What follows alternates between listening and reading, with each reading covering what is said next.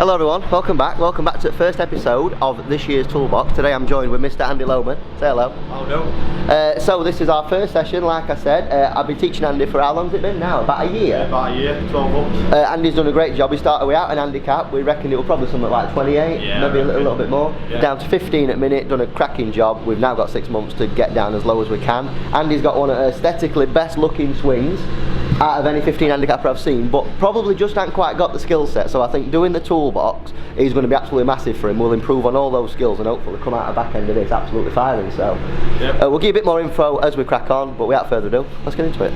Okay, let's go.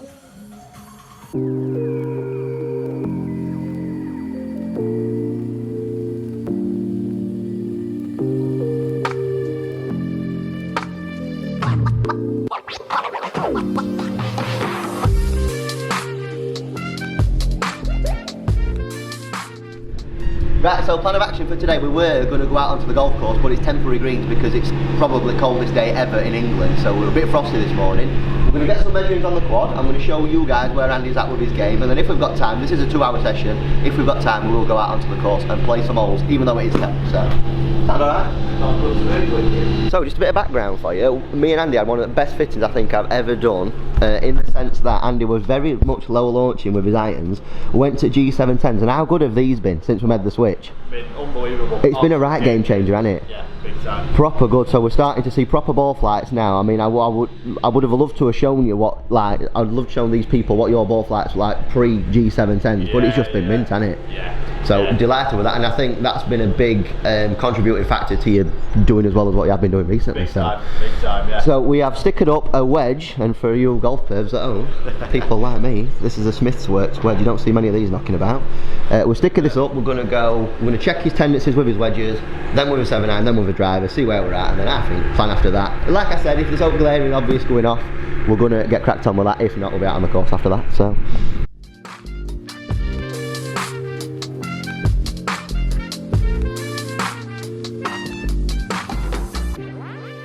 Right, so let's start at wedge first then. So, this is all your club data, this that we've gathered. We've seen an average club head speed of 83 miles an hour, efficiency 1.07, angle of attack 6 degrees down, which is good. That's ideally where I'd like to see it, something like that for a wedge. Yeah. Path 2.4 degrees left, so very, very straight in that sense. Face on average 1.2 degrees open to that path that's 2.4 degrees left. Yeah. So hitting little tiny fade with wedges. Lie angle 4 degrees toe down, and that is something that we saw with the irons as well. So there might have to be a shallowing thing that we have to do with wedges and irons to get that back to where we need it to be. What lie angle are your irons at the minute? I can't find it. Blue dot, so they're 1 degree upright. Yeah. So despite it being 1 degree upright, you're delivering it 4 degrees toe down. Right. So I hate having to bend people's clubs to suit what I would call a fault in that sense. So we're going to do some work to hopefully get your lie angle flatter in a sense, because what effect that has, that usually equates to better start lines and a better pace control as well. Right. That's not an immediate priority, that's something that we're going to do eventually. Yeah. So that's definitely one to put on the back burner, but that's something that we need to do. Loft that you're delivering is brilliant, so that were a 50 degree gap wedge and you were delivering 40 degrees, that means you're leaning that handle forward and taking some loft off, which is wicked. So really, apart from lie angle in that sense, and a little bit of variation in your face control, which like we said off camera a little bit ago, you're going to get, but apart from that, wedges are pretty good. One thing I did notice though, saying that, when we look at some wedge strikes, and I'll pull a picture up for you guys so you can see this, a little bit of variation from heel to toe, but not too bad, but a little bit low. Yeah. And you said you get topped ones, thinned ones. Yeah. So if we could ever cut that out, that would be absolutely wicked, and that's something that we're going to be looking to do eventually as well. So basically lie angle control and height of strike. Yeah. That's what we need to get cracked on with wedges. And then when we look at irons, we see club head speed obviously getting a little bit faster, efficiency going up a little bit, angle of attack not as steep, it's 3 degrees down, which is what I'd expect, which is good. You've had some that got steeper and some that got not as steep. There's a bit of variation. Yeah, definitely a bit more variation with your angle of attack in your irons. Path on average is 0.5 degrees left, and the craziest you get with your path is 3 degrees right or 3 degrees left. Yeah. That's really good. So you're really good at swinging it straight. That's a good skill to have on. That'll end today's session. Face on average 0.7 degrees open, but as we know, you can have a tendency to want to really wang it open sometimes. So 30 degrees sometimes. yeah, that was last session we did before we started Toolbox. That so admit that you've got it down to as crazy as it's got is 6 degrees closed and 6 degrees open. But there is that occasional one that creeps in, isn't there? So not as bad as what it has been, but that's all better. Lie angle on average 1.2 degrees toe down. That is massively offset by one where you hit the mat first and it kicked it out. So really, it's 3 degrees toe down. Yeah. So again, we need to make sure that we're getting that lie angle a bit more flatter on ground as we're coming in to deliver it. Loft 26 degrees, so again you're taking the loft off. We know this because when, like I said earlier, when we did Andy's fitting, we know that he's someone that takes a lot of loft off. Going to G710s, them being such a high launching iron, just became tender. Absolute game changers. Right, driver's an interesting one. So club head speed 105, this guy's got some speed which is wicked. It's always better for me when you've got a load of club head speed versus when you haven't, because it's a skill set in the same way that controlling your face is, controlling your lie angle is. Faster you go, usually better it is. As long as you can combine that with a decent amount of face control, which you've got at the minute, which is good. Efficiency is good. Angle of attack is 4 degrees up on average, which is mint. Sweet. That's where you want to be if you're thinking about maximising distance. Again, club path's not changed too much. You're 0.5 degrees right on average. As crazy as it's been, you had one where I think you got a little bit stuck, so your path went 6 degrees out to right, but apart from that, they're all 1s, 0s. Nice. You're meant to swinging it straight. Well done. Cheers, Paul. Thanks for that. Well done. Face to path on average 0.4 degrees open. The maddest one you had were 5 degrees open, and that was second to last one. That one that just went a little bit right. Club light 6 degrees toe up, which is perfect for a driver. So you're delivering your driver a lot better than what you are iron. So yeah, to be fair, I can probably see that out course. Yeah, definitely. Yeah. Loft that you're delivering 19 degrees, launching it just out of curiosity at about 16, which is good. When you get it right, and when I say get it right, what I mean by that is that with Andy, the most important factor is his strikes, because when we come to look at this next section, there's a little bit of toe bias going off. We had one that was central, and then apart from that, everything else was a high, a little bit toe-in. The height of those strikes could have been induced by the tees that we've been using. We have been using a tee that's more representative of like Orange Castle, haven't we? So I think if you go back down to pink, you probably saw the height of those strikes out. Pardon me. But the centreness strike is definitely an issue for the time being. So one thing that I think we're going to focus today's session on, just to give you a bit of an head start and a bit of an introduction into all this, is we're going to give you some drills where we're going to try and hit different parts of the face, and we're going to start controlling it to a point where we get it out of the middle. It's a nice little exercise just to start with, and it's something that we'll probably be keeping on checking throughout. But apart from that, way you deliver it is mint, like loft, angle of attack, launch. When you get it right and you maximise your distance, your carriage, your longest carry today has been 252, and you said you're about 270 to 280 on course, aren't you? If it's mint and nice weather. Yeah, which I entirely expect. So, a lot of positives in there, a few things we need to get cracked on with. Strike is a big thing throughout the bag. We need to get them strikes, higher wheel wedges. Before I go on to anything else and I'm talking about strikes, I'm just going to show you Andy's strike dispersion with his irons, just a bit all over. Bit of sorting. Yeah, to expect a bit more consistency, we need to get that really shrunk in. But yeah, a few things to get cracked on with, and a lot of things that's good. So we're going to keep on with driver, and we're going to see if we can shift that strike bias more central now. That's his first mission. Out of many missions that we're going to have in the next 6 months, that's his first mission. Right, so your first mission then, before I give you any ideas, I want to see if you can move your strike bias away from toe unaided. Because if you can do it on your own, why the bloody hell have you not been doing it? So just a simple idea, as simple as it gets. There's usually 4 or 5 tips and tricks that I'll give people to help move the strike. The first one is feel like you're going to strike it out to heel. Because if it's something as simple as feeling as though you strike it out to heel allows you to get it out to middle, that's what you've got to do. I've set this up for a new batch of shots as well, so we'll be able to measure old strikes versus new strikes.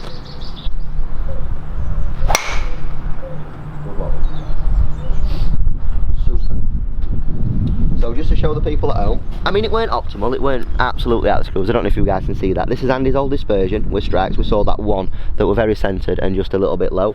I've asked him to hit it out to heel. On that first occasion he's moved it 7mm into heel. Cool. Let's have 10 shots, let's see if we can continue to do that, because when you think about consistency you've got to keep repeating it.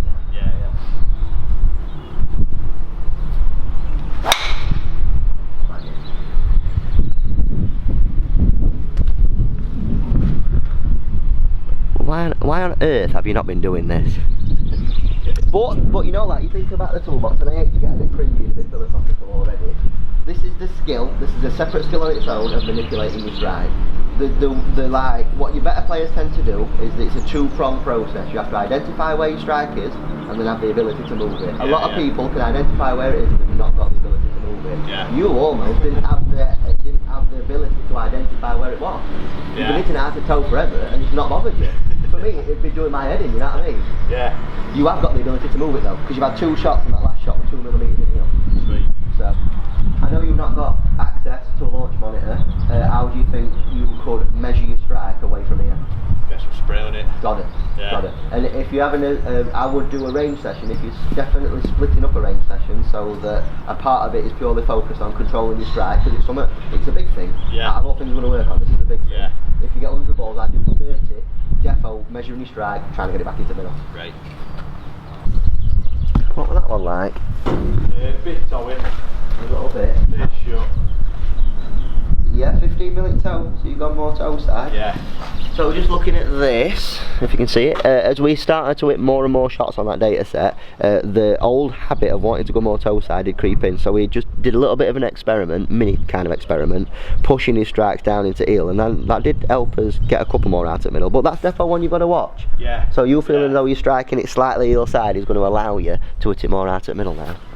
There's a game I want you to play, right? When you're using your foot spray or your dry shampoo or whatever, I want you to spray it on, divide it up into 4 sections, and on purpose I want you to shine it every section. If you can do 4 in a row, that's like end game ultimate complete. Right. But making yourself familiar, that were like a low spinner. Kind of on it. Yeah. That feeling of making yourself familiar with in different parts of the face on purpose is only going to allow you to hit middle more consistently when you try to do it themselves. And when you do that game, my prediction is you're going to find it harder to hit high heel, low heel than you are high toe, low toe. Right. In fact, screw doing it on your own, let's play that game now. So how many balls have we got left in the set? We've got about 15, 20? Something like that. Got to have 1 out of every section, it's got to be on purpose. So let's start easy, let's go high toe first. Yep. Right, high toe first.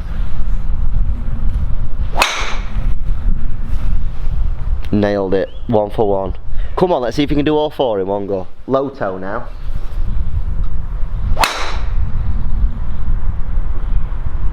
No, just a bit too high. Just too high. That's got to be. It was. Look at that, took you 2 shots to go low toe. Now I think it's going to get pretty tricky here, just knowing that your natural tendencies are more toe side than heel side. So let's go high heel first. Right.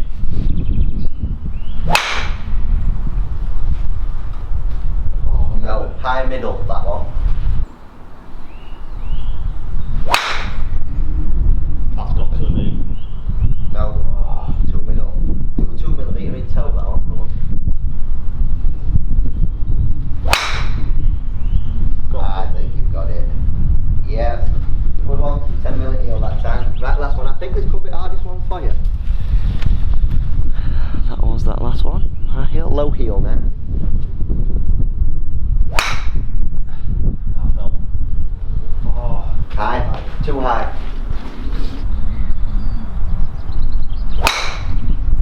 Too high, I reckon again. Sure. No, got it. Nailed it. Got that. You didn't do a lot for that too high that time. Right, so that's it. So that was a bit of a, I can't remember what it's exactly called. There's a really good coach called Adam Young that promotes this kind of strike awareness drill. That was really good. We've got a few balls left, like what, 6 or something? Yeah. So focus on these last 6 is to now be as central as possible with that strike, and then I think we're going to take this good work out onto a golf course, probably measure a couple of strikes on the golf course off of a couple of tee boxes, see how Andy gets on now. Taking the skills that we've learned today out onto a course now. Because that's what matters really, isn't it? That's what. I'd hate for you to be amazing on a driving range if you're terrible on a golf course. Happy go though. And 100% won't allow you to be. Mate, I think I'm mid on a golf course.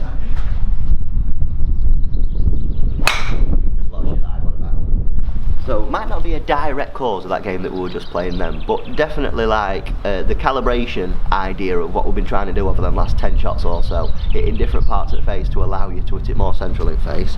That was Andy's first shot of this most recent batch.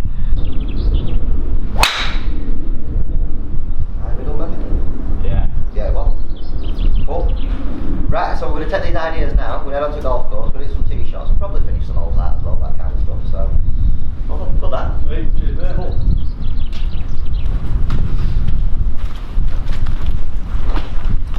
so we're out here on third. We've got the quad. We're going to measure some drives. We're going to see if we can take that good strike bias work out here now. Like quad core technology or something.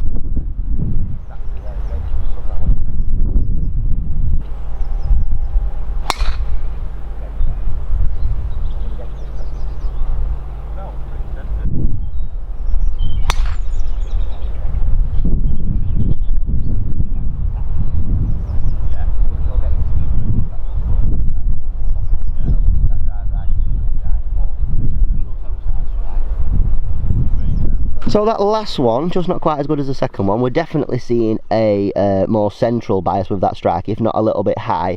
All them three did go a little bit high, mainly due to the strike. We messed around with just teeing it a fraction lower, didn't we? Yeah. But I won't want you to go any lower because that angle of attack is going down. And as we're going to start to do that, we're going to lose distance and strikes are going to want to creep up in the face. So second one, we're absolutely mint. Second one, we're 240 carry. Very centred strike. To be fair, main reason I'm buzzing with them, main objective I give you, don't hit heart at toe, the all heart to middle. Yeah. Good that. Good. We're going to play this one out. Let's do a second ball, this one. Good strike. Just face upend a little bit. Yeah. It's safe, it's short of them trees. Right then, 112, what are you thinking? 50? Smooth, yeah. 50. Thinking about your tendencies, looking that, well, just seeing on that last shot that you just happened to open your face a fraction, what I'd encourage you to do on this one is aim, can you see that furthest right silver birch? Yeah. I go just left at that, I try and hit it straight at it, and then if you do open your face, it's only going to want to curve towards target then. Right. See what I mean? So really you're playing for left centre at green, but with the proviso, if you were to open your face, then it's going to move to right a little. Just off, I did it a fraction. Got you, just a bit short and a bit right. Yeah. Then have another go, drop another ball down. The way that I react to that, because for me that were a face opening it a bit too much. So instead of using that idea of playing for your tendency now, you've got to work against that tendency. You've got to try and close your face a bit more now. So from that session that we had before Toolbox started, what are you thinking to do in order to control your club face? What changes are you going to make? Just try and shut my face down a bit. Yeah, so it's like an in-swing feeling, a release feeling, yeah. Probably still want to aim a fraction left, just in case. Great shot.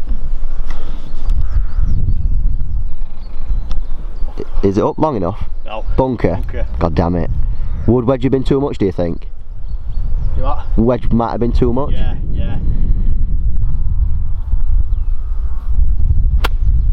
Good shot. Yeah, good. I'm glad that you favoured long instead of short that time. Yeah. That was smart. Would have landed it, bunker. Mate, worst thing you couldn't do that.